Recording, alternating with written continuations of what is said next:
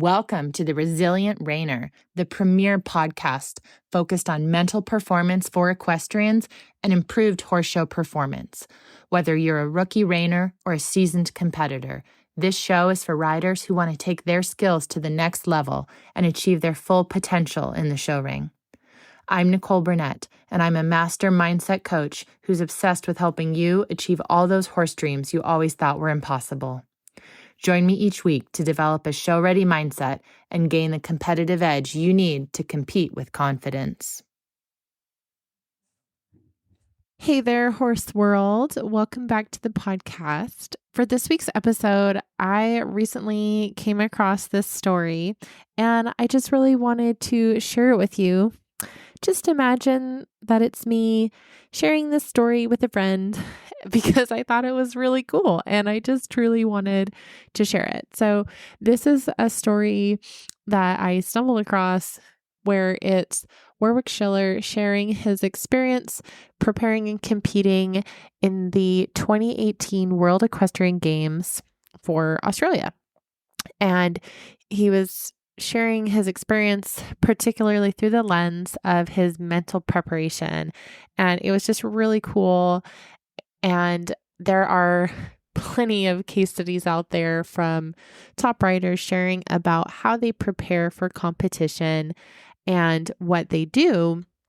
But this was such a gift because he really shared a lot more in detail. And so it was just really cool. So I'm just imagining that I'm calling up my friend today and being like, oh my gosh, I just read the coolest thing. I just found this out. And did you know? And that's how I'm approaching today's episode of, hey guys, this is really cool. And it's just a wonderful peek into both the application of it and how it really is transformative. And I know it has transformed my riding, and I know I'm not the only one. So let me tell you about this story. So I will just recount what I read and what I learned from what Warwick Schiller shared about his experience. He started off sharing about how when you are competing with horses, there's so much you can't control, right? You don't get to control who the judge is. You don't control the schedule. And when you get to go, you don't have control over the footing in the arena or the weather. You can't control how many other people show up to compete and who's in your class. And, you don't get to control who's riding what horse, and you can't control how much they paid for their horse, who they train with.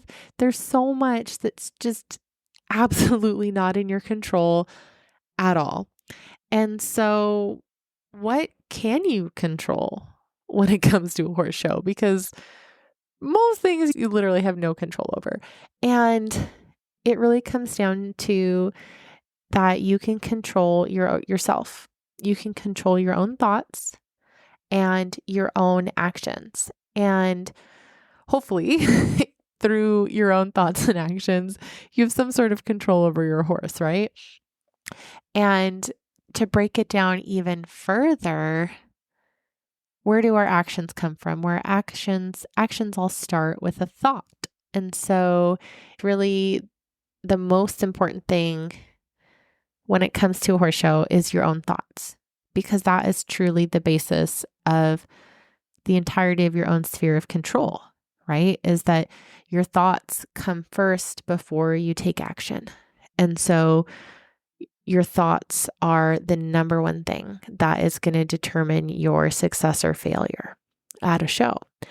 So when it comes to our thoughts, Warwick Schiller shared that he found there are two scenarios when it comes to your thoughts. And I tend to agree with this, where he talked about how the first situation is where when you need to focus your thoughts and think about something in particular. And the second situation is where you need to not think about something. So I know that probably sounds a little totally not clear. So let's keep talking about it. So when you are getting ready for a horse show, there's a good chance you feel nervous, right? You are probably worried that something might go wrong. I mean, that's what worry is, right? You're worried about something in the future and it's not going the way you want it. So that might be you totally blow a lead change. You are bouncing through your sliding stop. You trot out of a rollback. You're feeling anxious and worried about something.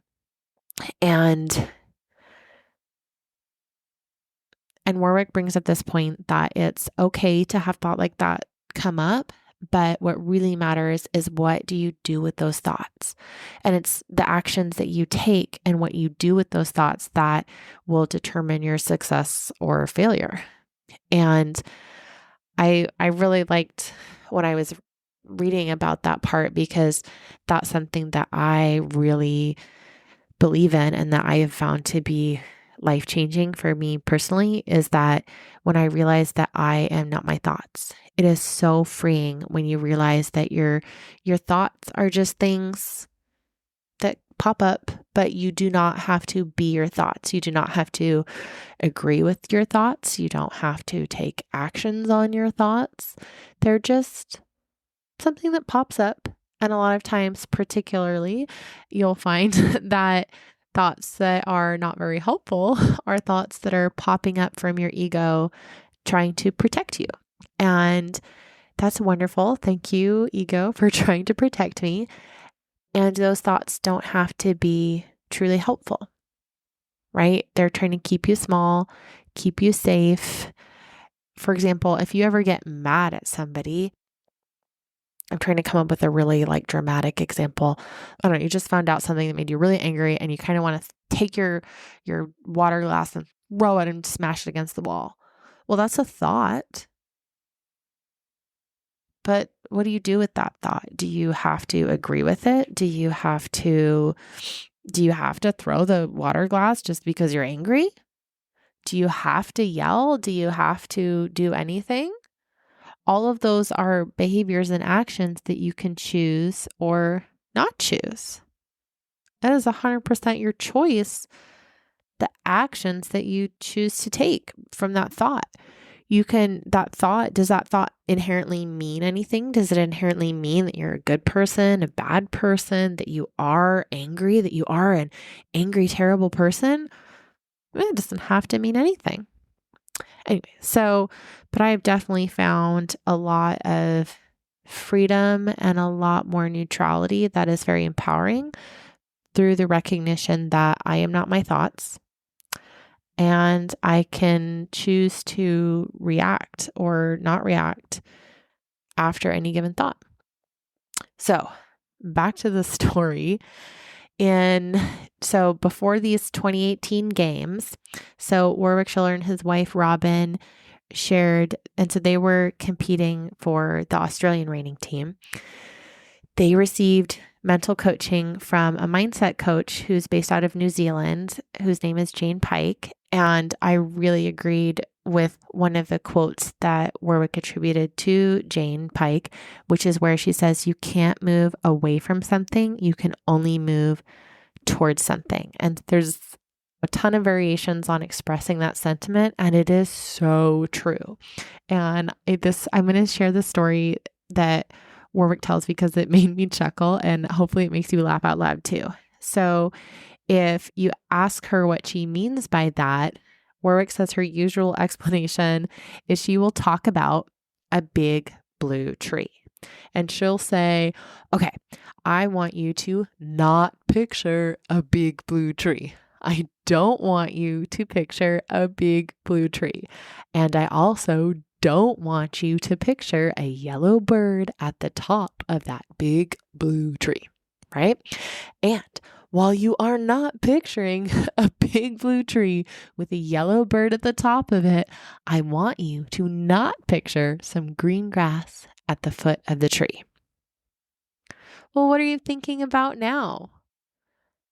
You're totally thinking about the tree, aren't you? You're thinking about a big blue tree with a yellow bird at the top and some green grass at the bottom. After you've gotten through a story like that, there's no way you're thinking about anything else. You can't not think about something. It's just our brains don't work like that. You can only think about something else. You can only give your brain something positive to think about. And this makes me think of how this really came up when I was learning about communication for how you communicate with children. And it's the idea that our brains, it's the same kind of thing where our brains don't understand the word no. Like we really only hear things in the affirmative. And so if you tell your child, don't walk close to the street when you're going down the sidewalk, they will hear walk close to the street, or don't hit your brother, hit my brother. Like our brains just don't hear negative. They only hear the affirmative. And so you have to use that to your advantage. You have to give your brain something. You have to substitute in what you want your brain to focus on. So think of something else. It could even be as simple as, all right, we're horse people here on this podcast. Think about your horse. I want you to just feel the softness of their coat as you stroke their shoulder. Feel the smoothness and the silkiness, and you can see that color. And if they're a chestnut, you see that bright coppery color. Or you might see a black mane on your bay horse, but you see that color, you feel that texture. You can smell that wonderful horsey smell. And as you're having this experience and you're just really vividly imagining your horse in your mind and you're feeling it and smelling it, what you didn't see was that big blue tree, did you? Right? And this just shows you how you can't move away or you can't not think about the big blue tree, but you can substitute in something different. You can start thinking about your own horse. You can put in a different mental image, but that's the only way to not think about it, is to actively think about something else, to move towards something else. So Warwick was taught this principle and worked on it with Jane Pike. And so in the case of these horse competitions, putting it in the perspective of we have to choose to think about what you want to have happen during your run. What are you moving towards? And we have to really focus on that instead of thinking about what we don't want to have happen, what we're moving away from. And so if you throw in a common situation of a lead change, when you have a thought that comes up of anxiousness and anxiety around that lead change, you want to shift and change your thoughts from, it's going wrong and here's so many different ways this is going sideways, to what do I need to do to help have a clean lead change? What do I need to do to make it go well? And for Warwick, this was a combination of really having done the training and the homework at home with this horse and trusting that training, which is absolutely a mental thing. You have to trust the training, and mentally rehearsing what he was going to do before the show to ensure a clean lead change. And he said that it was helpful to say these words out loud, and that really helped him slow down and regain composure. So again, visualization charging in as a pillar of mental performance. And I am glad that I am not the only one who likes to say things out loud, because I love to go find a quiet little corner just by myself, because I am the same way. I love to say my visualizations out loud, and I find it really helpful to it really grounds me in the moment, the present moment of doing the visualization, and slows me down so that I'm truly focused on my visualization instead of something else. But I also like to not feel quite so self-conscious about it. So I like to have a little quiet corner. And I have a quote here of actually what Warwick shared of what this might look like for just a brief moment. So I'll share it. This is for lead change going left to right. I'm going to get straight a little early in the center. Then I'm going to leg yield him off my right leg a touch. So I'm going to leg yield him off my right leg a touch, keep looking and thinking straight. Then slide my left leg back. And when he changes, then I'm going to slowly look right and start to steer that direction. So I love this too, because it's such a demonstration of how detailed this is. And for visualization to be the most effective, we want it to be detailed. We want it to be down in the weeds, down in the minutia of what are your legs doing? How are you thinking through this maneuver? How are you setting up for it? How are you executing? How are you completing it? All those details need to be thought through, visualized, so that when you get in the arena, it doesn't feel like the first time you're doing it. So I love that. The other thing that Warwick brought up in his article that he was sharing about his experience was that if you allow your mind to think about what will go wrong, inevitably it will go wrong. And this is so true. I know I have worked hard to really shift my thinking from worrying. And I was working with my business coach recently.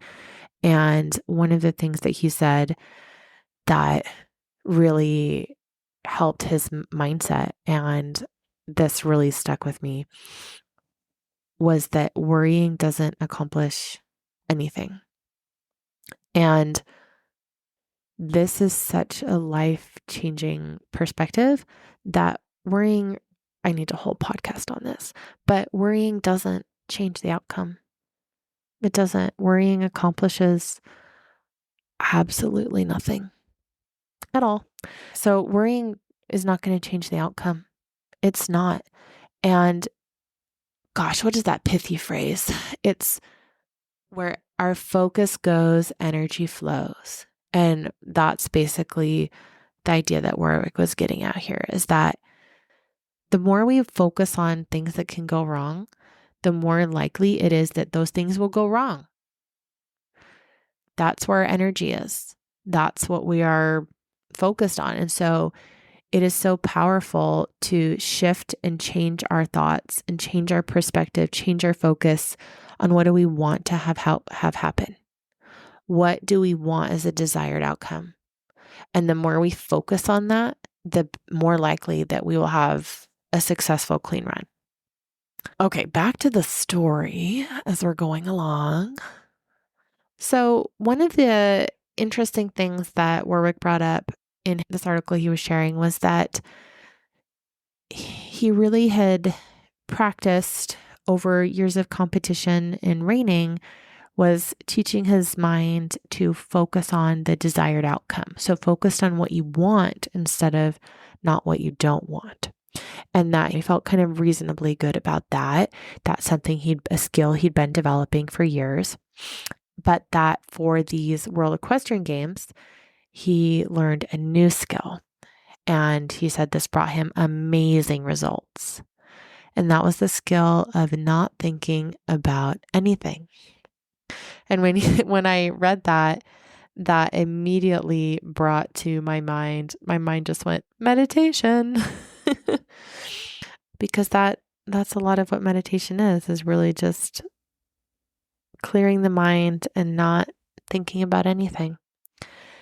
I found it really interesting as someone who regularly practices meditation, yoga, and mindfulness, that Warwick brought up that he had spent the earlier part of the year leading up to this competition practicing those skills, practicing meditation, yoga, and mindfulness. And I found it very transformative. And so that really was interesting to me that he actively practiced those.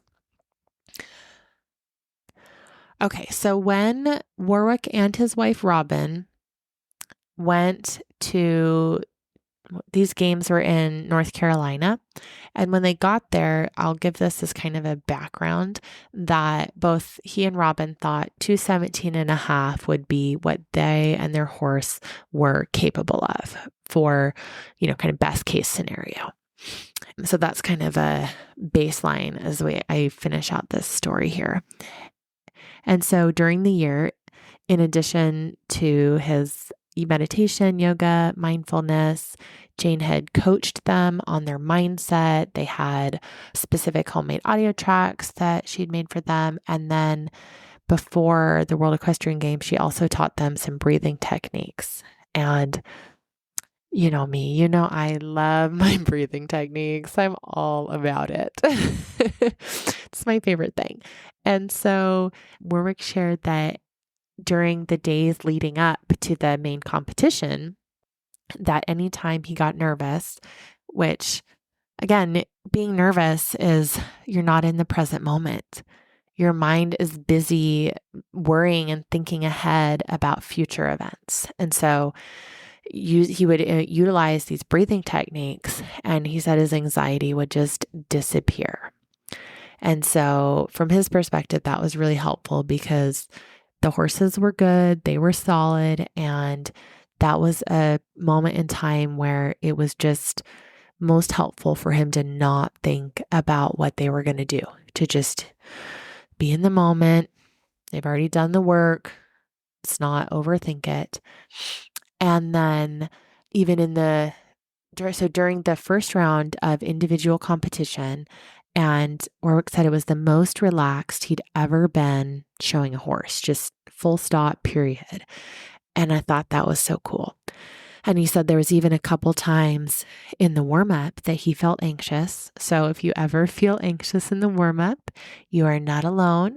There are people who are competing on an international stage and they are also feeling anxious. And as soon as he did the breathing techniques, he would just have a calm, clear focus and the anxiety would just disappear. And I've had a similar experience personally. When I'm in the warm-up pen, I feel nervous, I do my breathing, and then I feel good. I feel amazing. So it's not just me. It's not just him. And it was Robin too. She had the same experience. And after that first round of individual competition, they did as good as they could have hoped. He got a 217, Robin got a 218, and that was absolutely just as good as they thought their horses had it in them. And then they made it back to the semifinals the following day. So the next day, very similar to the first round. And so anytime he felt anxious, he would just focus on his breathing. And he shared that really took his mind off of the competition, helped him relax. And the really cool thing about the second day and from doing all these the preparation and the breathing is that he said that he never experienced it really just being in the zone. And so I don't know if you guys are familiar with that phrase of being in the zone. It's a pretty common sports phrase where you're just really like everything feels like it's clicking, it's going well, it's just going amazing. You're really just in the zone. And he said that during that run, he really felt in the zone. And that was the first time he'd personally experienced that. And he scored a personal best of 220. And Robin came in and got a 220.5. And so again, to put it in perspective, they both thought that their horses would top out at 217.5. So they're just kicking ass, doing amazing.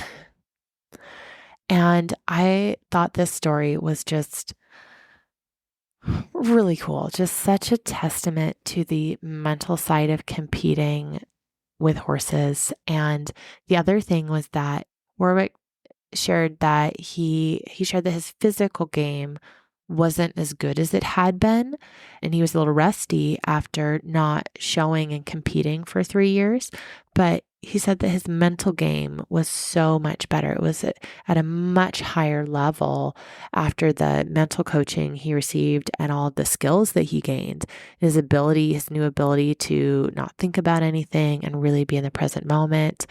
It did take a lot of work for him, he shared, outside of the show pen to ensure that if he ever had one of those moments of anxiety arise, that he had done all the work so that he was mentally prepared to bring himself back down into a calm and a present state. And so I love this story. I think it's so inspiring.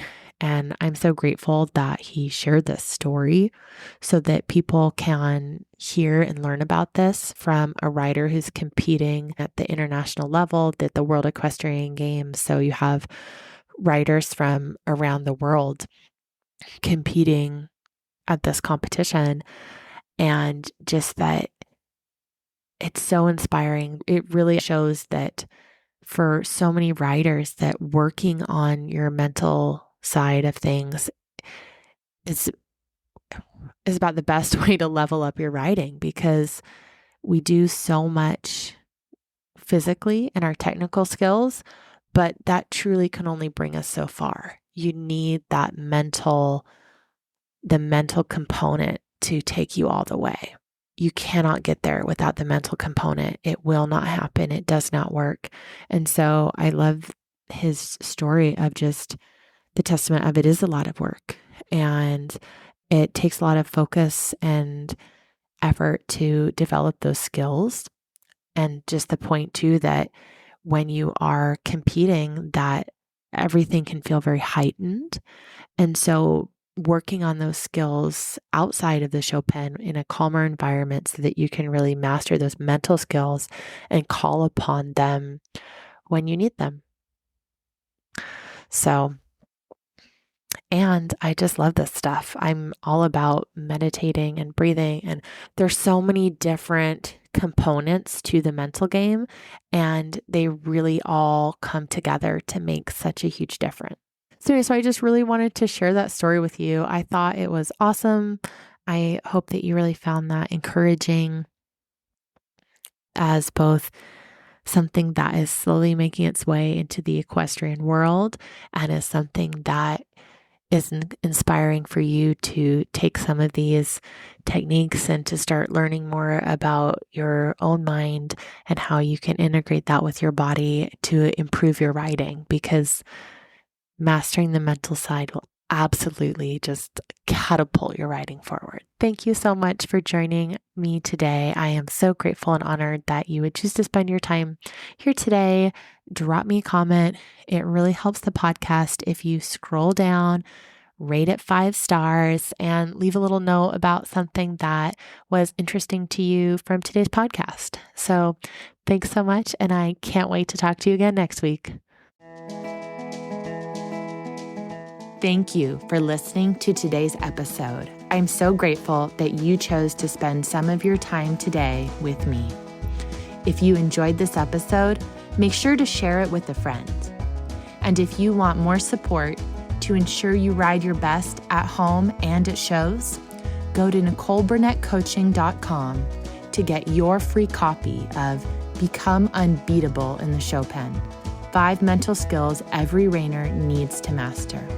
It's a free guide I'm sharing with you on how to develop mental toughness and resilience in the face of adversity to maximize your show ring success.